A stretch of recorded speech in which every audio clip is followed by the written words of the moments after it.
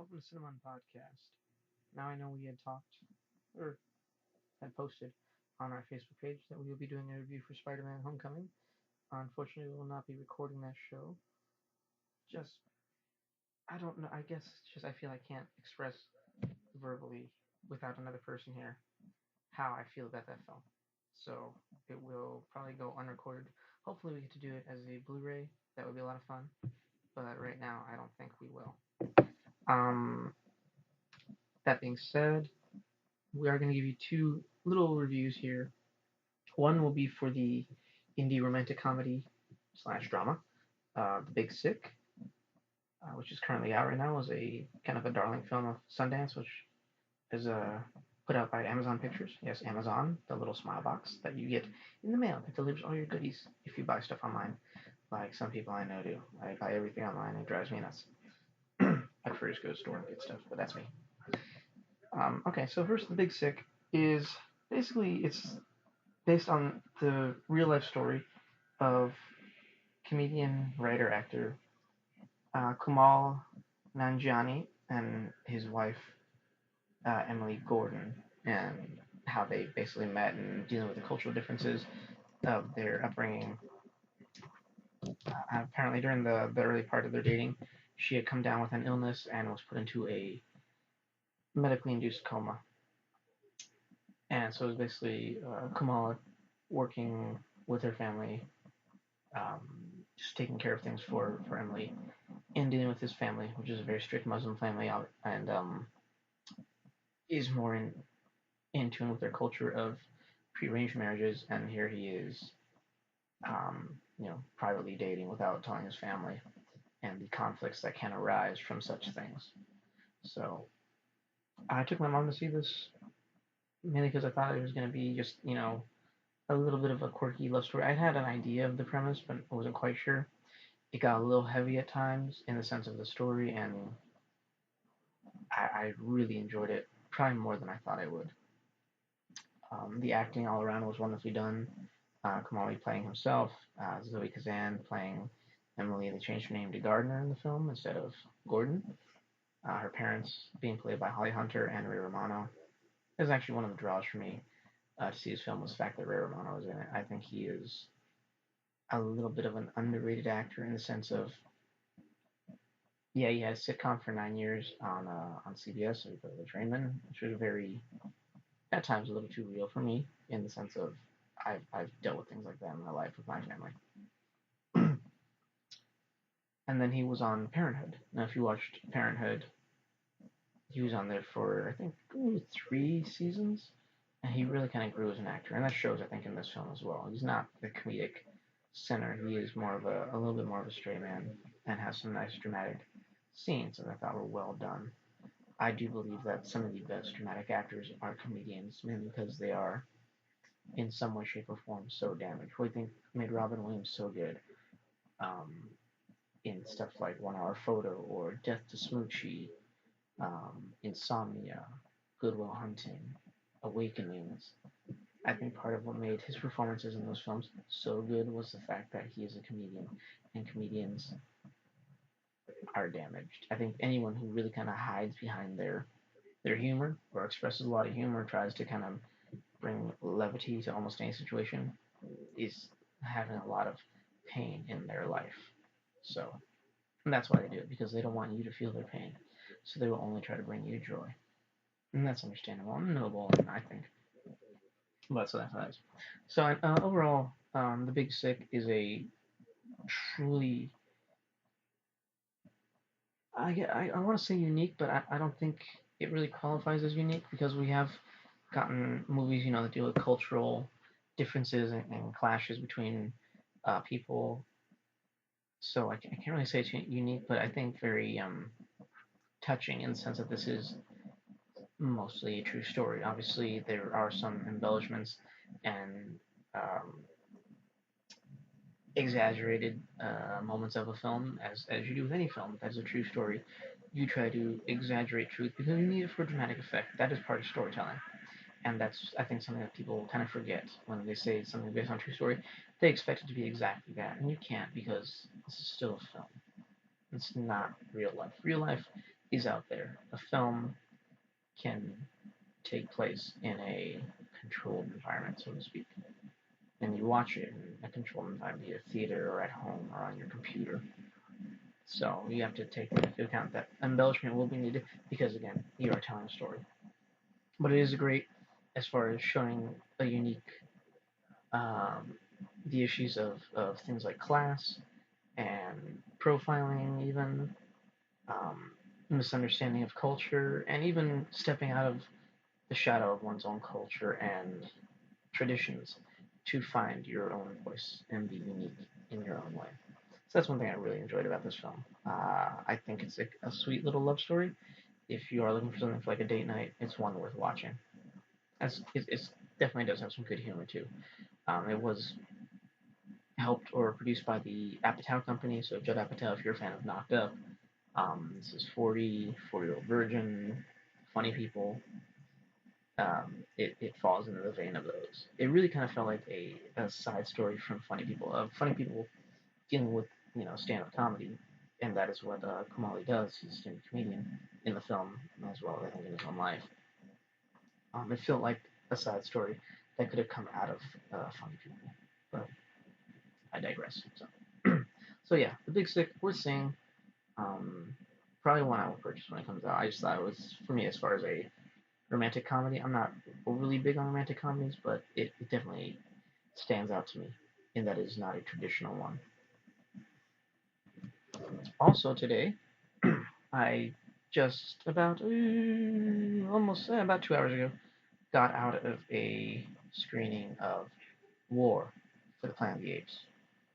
This is what I believe, at least with director Matt Reeves, will be his last film in the Planet of the Apes series. I know the studio was saying, I think, that this is the last film for them, but I think it's more so the last film with these current characters.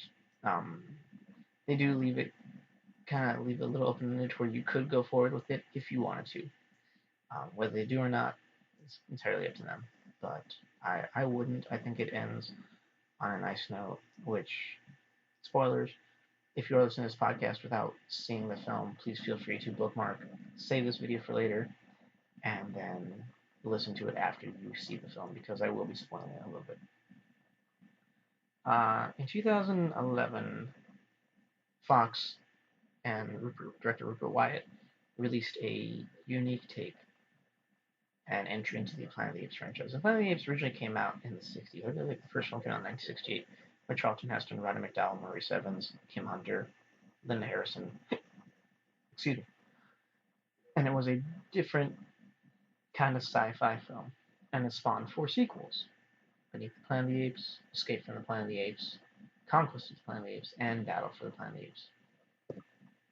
Planet of the Apes was a surprise hit, I think, to the studio. It was um, written by Rod Serling, which, if you're a fan of Twilight Zone, it definitely falls into that kind of feel, especially towards the end, which, if you know the end, you know exactly what I'm talking about. I'm not going to spoil the end of that film, because I actually know more people who have not seen those films, so I'm not giving away that ending. It's too good. If you know it, you know what I'm talking about, and it's wonderfully done. So, in 2011, they decided to kind of reboot the franchise. And not so much like the 2001 film that Tim Burton did, where they tried to redo the original film, where an astronaut time warps himself and ends up on a planet full of apes. No. They decided to take a key moment out of the original franchise and build around that. Now, what I'm talking about is there's a moment in the lore of the Planet of the Apes and their history, as they talk about, where they came from, how the first ape to stand up to mankind and say no rose up, and his name was Cesar. He was named Cesar. They took that, basically that little story, which came out of Escape from the Planet of the Apes, and they made an entire kind of film series out of that. So, Rise of the Planet of the Apes, which came out in 2011, tells the story of Cesar, where he came from, how he became this smart ape who could communicate. He had a high intelligence, and basically leads a revolt of apes against mankind out of captivity. Not so much out of bondage, not so much out of slavery, but out of captivity to freedom. 2014, they did their sequel, Dawn of the Planet of the Apes, which deals with the apes now living as a society, growing as a people, and mankind seems to have mostly died out. Now, when they come upon man again, it becomes a struggle as one ape kind of goes rogue and decides to start a war between man and ape. And that's the second film, Dawn of the Planet of the Apes. Now, this one, War for the Planet of the Apes, basically takes place 15 years after the first film of Rise, and you are now in the middle of the war that was started in the last film. In this film, Cesar is leading his army from a hidden base against what is believed to be the last of mankind's army, and basically the last of man. Um, the simian flu that man had created and blamed upon the apes wiped out a majority of the world. And those who did survive struggled and eventually also died out or succumbed to the illness. Whereas this army uh, still stood and was fighting the apes, believing that once if they wipe out the apes, then they can then rebuild their society. But if they lose war to the apes, then it truly does become a planet of apes. Motion capture has become a bit of a controversy in film, in the sense of while we as an audience can perceive it as acting, as performance, the Academy still does not. And that's a shame because as motion capture becomes more and more common and more popular in film as a way of getting a real performance out of a CGI character, you create a reality in that character, you create depth to that character, and you give that human element to what is an otherwise pixelated character. Obviously, the first big step in that was the Lord of the Rings trilogy, which was groundbreaking, and its use of Andy Serkis as a motion capture character for Gollum. That became a big deal, and we started to step forward with it. They did it again in King Kong. They did an entire film of it. If you saw The Adventures of Tintin from Spielberg, that was motion capture. When they do the Iron Man armors, when they do Hulk or Incredible Hulk, that is motion capture. When they do Thanos or Ultron, that is motion capture. You are still getting that human element, that human performance out of, again, the pixelated character. And it's a shame that they won't recognize that, because to me, performance is performance. Whether it's a voiceover in an animated film, like a Disney or Pixar film, or DreamWorks animation, or Warner Brothers animation, it's still a performance. If it's puppets, like a Muppet film, it's still a performance. If it is a role that is completely silent, that never speaks a word, it's performance. If it's an actor buried in makeup, it's performance. We don't say that Lon Chaney didn't, do Phantom of the Opera, or Lon Chaney Jr. or Karloff wasn't the creature in Frankenstein because it wasn't him. It was buried in makeup, so that doesn't look like him. So it can't be him. No, this is the same thing. This is without the makeup. Think about Bill Nighy in Pirates of the Caribbean as Davy Jones. That is motion capture, and it's such a great performance. And we've only gotten better with it. So what they've done now in this current Planet of the Apes series is they've basically taken the same idea of the original films of apes who are smart and can talk and communicate and build culture, and they've used the CG to make them look like real apes, not humanoid apes like the Roddy McDowall and Kim Hunters, but to look like actual apes with the shorter stature, the proper musculature, and the kind of squat and the walk and the complete facial patterns and such. And yes, it is a performance that is helped through the animation, and even sometimes goes fully animation and as a pixelate and as a fully a keyframe performance, because obviously as people we cannot do what apes can do. So you do need that support. So I understand if that's why the Academy says, well, it's not a real performance because they have that. That's true, but those small moments, those moments that draw you in, that show you character, that help you connect to your protagonist or even to your antagonist, those moments are what we should be looking at as critics, as critiquers, as students of acting. It's those moments where you connect with your audience. That's what matters, and that is what is done so well in this series, is finding those moments, those beats, even those little bits of dialogue where you as an audience stand up and cheer with Caesar. And they did that perfectly in the first film. They built upon it in the second one, and in this one they still do. They really gave him that kind of not messianic figure, but definitely he's more of a Moses. He is leading his people out of their bondage, out of what becomes really captivity. And this film does get very dark, much darker than I thought it would. A lot of the imagery in there is very World War II in the sense of these apes are being used to build a wall for the Colonel. The Colonel played with Woody Harrelson. Woody Harrelson has just really grown to me as an actor in his latter years. He's really kind of standing out to me now as a great actor, and I think someone who is, I think, really underrated. But so the apes are being used as physical labor to help build a wall to prepare him for his war, and it was very reminiscent of well, at times Schindler's List or any type of World War II film you could think of, even like Sophie's Choice or um, Life is Beautiful, The Boy in Striped Pajamas, things like that. I mean, it really stands out, and it just added that kind of depth and darkness. So when the apes figure a way out of their bondage, you again, if you find yourself rooting for them, you want them to survive. You want them to succeed and to work their way out, and that's what I think is so wonderfully done. I think director Matt Reeves really knows how to show depth to character, even under heavy action. I think that's a great thing, which is what makes me so excited for the fact that he's going to be doing the new Batman film with Ben Affleck. And we'll talk about that later as the news on it progresses. So again,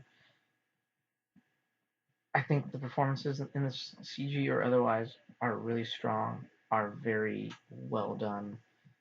It's a great series. If you haven't watched them, I implore you, I urge you to go watch these films. They're very, very unique. I think they only add to the history of Planet of the Apes. I do know people who are more purists and very, kind of protective of these older franchises as they get rebuilt and rebooted. And I have no problem with it because, just because I remake a film now, like they did RoboCop or like they're doing Planet of the Apes, just because they reboot that film now doesn't mean that the other film goes away. The other film is still there. I can still appreciate it. It's still in my collection, and they can't take that away. So I mean, when you see people, saying, "Oh, they're ruining my childhood," "Oh, they redid Ghostbusters, it's ruining my childhood," "Oh, they're destroying it," Ninja Turtles, "Oh, they killed my childhood." No, they didn't kill your childhood. They simply looked at it from a new angle for a new generation. You have to remember, just because you had it then doesn't mean that it belongs to you now. So, I mean, that is the real truth of it. And embrace it. And if you can't embrace it, if you think it's pure crap, then don't endorse it. Don't pay for it to see it. You still have the other one, right? It's still there. You can still watch it. You can show that to your family, to your friends, to your loved ones, and let them see it, hopefully the way you do. So, I know people have issues with reboots and remakes, and that's fine. If you do, you do. If you don't, you don't. If you don't care, one way or the other, that's cool too. That's fine. Yes, War for the Planet of Apes, definitely worth seeing. There's nice little nods in there again to the original franchise. If you know what they are, you know what they are. I will say Nova. If you know what that means or what that is, you know what that is. And I'm just gonna leave that at that. I really like the way they introduced the idea of humans losing their speech and becoming more primitive, as kind of a side effect of the simian flu. Again, going back to the idea of Caesar as a Moses-like character, they really, really, really push that at the end of the film. So I'm gonna say spoilers here because I will be talking about the end of the film. So spoilers, spoilers, spoilers. 3, 2, 1. When Moses, wow, when Caesar leads the apes out of the camp, and out of the borderland area where they are to a lake with green trees and everything, where they can rebuild their civilization, their culture, their way of life. He stops and sits on a rock, and it's kind of is looking out over all this land that his people will be occupying, very much like Moses and Canaan. So much so to the fact that Caesar will never enter this land. He's there on a hilltop with his faithful friend Maurice next to him. Almost feels like Joshua. If you are a biblical or theological scholar, you know exactly what I'm talking about. In the sense that Moses never entered the promised land. He led his people there, and he was there alone on Mount Moab, I believe it was called. And he got to look down, and the Lord let him see the promised land of Canaan, a land flowing with milk and honey. And there on the mountain is where Moses died. Well, yeah, and spoilers. That is what happened with Caesar as well. Caesar is there on the mountain, now not alone because he has Maurice with him, and he gets to see the land until you know he's done what he set out to do, which is set his people free. And there on the hilltop, he dies, and he succumbs to his wounds from the battle, from the war, and he dies. And it's done very melodramatically, and I can forgive that because I think after these three films, they've earned a melodramatic death for our lead character of Caesar. It does feel a little heavy-handed with the music, at least. I know the swell of the music, I think, was just added to it in a way that wasn't necessary. But overall, it's very well done. It's a nice ending to a strong trilogy. I mean, I can't really say that any one of these films is a weak film. Not like you can say with like, okay, Indiana Jones, most people don't care for the second one. The original Star Wars trilogy, most people don't care for Return of the Jedi. It's kind of hokey because of Ewoks. Whatever. Jurassic Park, oh, everyone kind of hates the third one. Whatever. We have Jurassic World now too, so it's not trilogy anymore, it's a series. And same thing with this. I really can't say that any one film um, really like overly sticks out above the other one because they all kind of seem to be on par, especially these last two.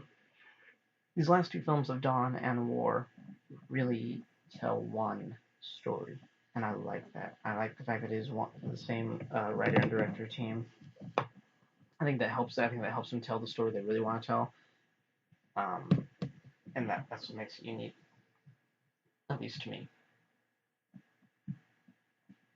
Overall, yes, go see this film if you can see it in the theater. Go see it in the theater. The sound design is really good. For the battles, for the for the way the apes, where they talk, the way they communicate, the noises they make, the cries, the calls, even the sound of the environment, the forest or the woods or the snow under their paw as they step or walk. And it's really well done in sound design. Again, the CGI is top notch. The environment is really good. The sets are really good. The characters are strong. The only thing that really bothered me was that, again, spoilers, when it came to the final confrontation between our hero and villain, we didn't get that kind of satisfying ending. You want the hero to end the villain, and we don't get that in this film. I really felt that's the only thing that I felt kind of cheated or robbed of on this one, but that's me. So if you feel otherwise after you see the film, let me know. Let me know in the comments section. I do love getting comments from people. So if there's anything you'd like to add or that you notice or any types of mistakes, that'd be awesome. Please let me know. Let me know your opinion. I would love to hear it. That's going to do it for this video. If you do like the videos we do, the content we provide, please let us know. Leave us notes in the comments section. Feel free to like this video, share it with your friends, subscribe to our page. Please, please, please, please, please share these videos with your friends because with all 18 of our listeners, we love you guys. And if you can just bring in more of your friends and create we can have this like a bigger group here. I would love to have it. If you would like to be on the podcast, if there's something about film, we do have a couple of people who I would like to get on the show to talk with, both as like interviews or even just have a commentary with. on a film or on a genre or one film in particular or one actor or one type of style. So if you'd like to be on the podcast, please let me know. You know how to find me. That'll be it. This has been another CineMunn podcast. I really hope you enjoyed it. Go to the movies. Go enjoy your theater. Go enjoy film. Please, please, please support film. Support indie films like The Big Sick. Support big films like War for Flying Apes. We'll see you at the concession stands.